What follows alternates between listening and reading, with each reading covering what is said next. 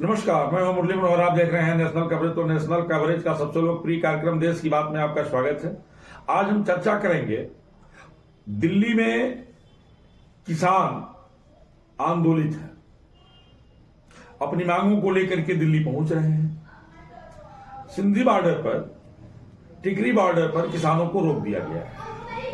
पूरे दिल्ली को पुलिस छावनी में तब्दील कर दिया गया है। नई दिल्ली का वो इलाका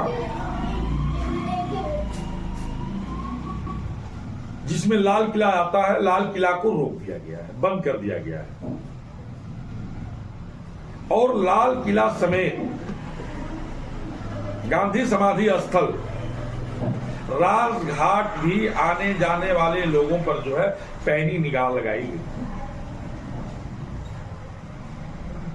किसान अपने मांग को लेकर के, अपने समर्थन मूल्य को दूना करने के लिए, कृषि ऋण माफ करने के लिए,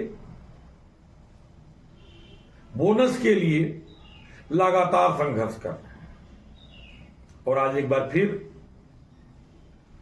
किसान दिल्ली की तरफ रुख किए हैं और पूरे दिल्ली में पुलिस छावनी बना दिया गया है, पुलिस छावनी में तब्दील कर दिया गया है। रुक रुक करके पत्थरबाजी भी हो रही है। दोनों तरफ से तनाव की स्थिति बनी हुई है और किसानों को दिल्ली आने से बॉर्डर पे ही रोक दिया गया है। इन तमाम बिंदुओं पे चर्चा करने के लिए हमारे साथ आज जो हमारे खास मेहमान हैं वो कांग्रेस के प्रवक्ता रमन पांडे जी हैं, जो कि आजमगढ़ लोकसभा के चुनाव संयोजक भी हैं, प्रभारी भी हैं। उनसे हम बात करेंगे। जी रमन जी, आपका नेशनल कवरेज में बहुत बहुत स्वागत है। धन्यवाद। जिस तरह से किसान आज आंदोलित हैं और दिल्ली में अपनी मांगों को लेकर के प्रवेश कर रहे हैं, दिल्ली बॉर्डर पे ही उनको रोक दिया गया है, इसके बारे में आपका क्या कहना है? देखिए, किसान 2021 में जब संयुक्त किसान मोर्चा के नेतृत्व में जब देश के तमाम किसान संगठनों ने बहुत एक लंबा आंदोलन किया था, वह आंदोलन लगभग 13 महीने तक चला था और सरकार को कहीं न कहीं उस पे अपना जो किसान बिल थी, जो वह किसानों द्वारा कहा जा रहा था कि काला कानून है, उसको आदरणीय नरेंद्र मोदी जी ने वापस लिया और किसानों से वादा किया था कि हम MSP जो मिनिमम सपोर्टिंग प्राइस है और तमाम मुद्दों पर उनको विश्वास जताया था कि सरकार आपकी यानी किसानों की मांग को मांगेगी। 2 साल हो गए, जैसा कि किसान नेता कह रहे हैं कि 2 साल हो गए, उन मांगों पर कोई चर्चा नहीं हुई। जब किसानों ने आंदोलन की चेतावनी दी कि हम दिल्ली जाकर सरकार से मिलेंगे और दिल्ली जाकर बात करेंगे, तब जाकर के कुछ सरकार में मंत्री हैं, उनसे बात करने पहुंच जाते हैं। यानी किसानों ने जब चेताया, यानी किसानों की समस्या का समूचा निदान सरकार के द्वारा कोई नहीं लाया गया। आंदोलन स्थगित होने के बाद जी जिस तरह से किसानों की मांगों को लेकर के सरकार को वार्ता करनी चाहिए थी, उस पर सरकार खरा नहीं उतरी। उसी का परिणाम है कि आज पुनः किसान जो है दिल्ली की तरफ कूच कर गया। बिल्कुल, मैं बताना चाहूंगा, जो मीडिया के द्वारा दृश्य देखने को मिल रहा है बहुत ही भयावह है। अपने ही देश का किसान जो अन्नदाता है, जो अन्न उगाकर पूरे देश के लोगों का पेट भरने का कार्य करता है, आज कैसी सरकार बन गई है, कैसी तानाशाह सरकार है कि जो उनके रास्ते में कील और कांटे बिछा रही है। किसान तो अन्नदाता है, किसानों के तो रास्ते में सरकार को फूल बिछाने चाहिए, लेकिन आज यह सरकार जो है बड़े बड़े कील और कांटे लगाकर किसानों को रोकना चाहती है। सूचनाएं आ रही हैं कि सरकार के द्वारा जो है बॉर्डर पर किसानों को रोकने के लिए आंसू गैस के गोले भी छोड़े गए। बिल्कुल, तमाम जो मेन स्ट्रीम की मीडिया है दिखा रहे किस तरीके से आंसू गैस के गोले छोड़े जा रहे हैं, किस तरह से रबड़ की गोलियां और गन फायर हो रहे हैं। तमाम मीडिया कर्मियों को भी गोली लगने की सूचना आई है।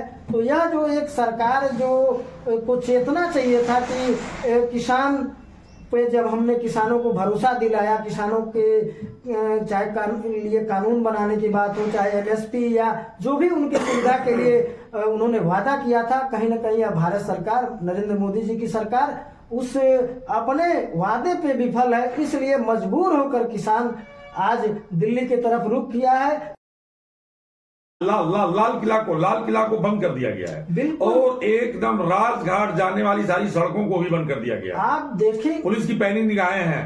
आप देखेंगे तो जिस तरीके से दीवार सड़कों को खुदवा करके उसमें बड़े बड़े कील लगाए जा रहे हैं, बड़े बड़े बोल्डर और पत्थर लाके रखे जा रहे हैं। आखिर क्यों भाई? वह देश का किसान अन्नदाता, वह भारत का ही तो व्यक्ति है जो दिल्ली जाकर के अपनी सरकार से मांग रखना चाहता है। आखिर क्या परेशानी है, क्या दिक्कत है, क्यों?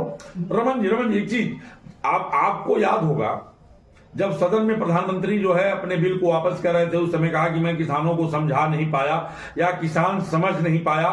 उसके बाद हम नरेंद्र मोदी जी की सरकार ने जो है बिल को वापस कर लिया था।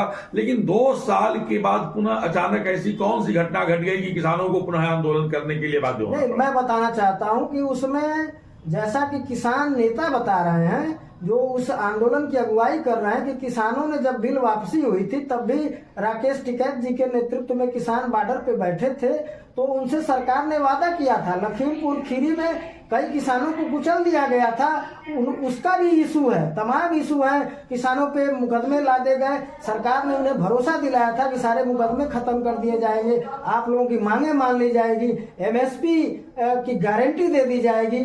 लेकिन उनसे 2 साल तक कोई सरकार का नुमाइंदा बात ही नहीं किया। तब जाके विवश होकर के किसान आज 2024 में चुनाव होना है। हमको लगता है कि इसी महीने के लास्ट तक चुनाव की घोषणा हो जाएगी।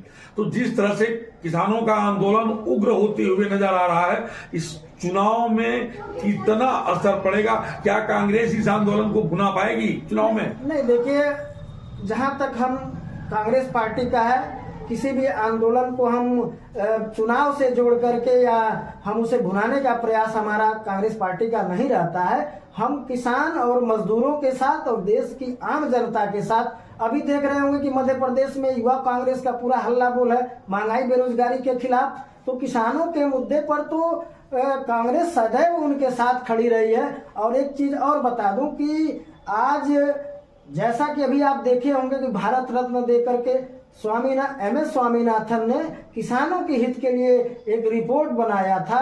जैसा कि उन्हें भारत रत्न दिया गया एमएस स्वामीनाथन को और किसानों के मसीहा चौधरी चरण सिंह को, बहुत अच्छी बात है। लेकिन आज किसान की स्थिति जो बदहाल है, कहना चाहते हैं तो उसकी स्थिति को भी सरकार को भी सुनना चाहिए।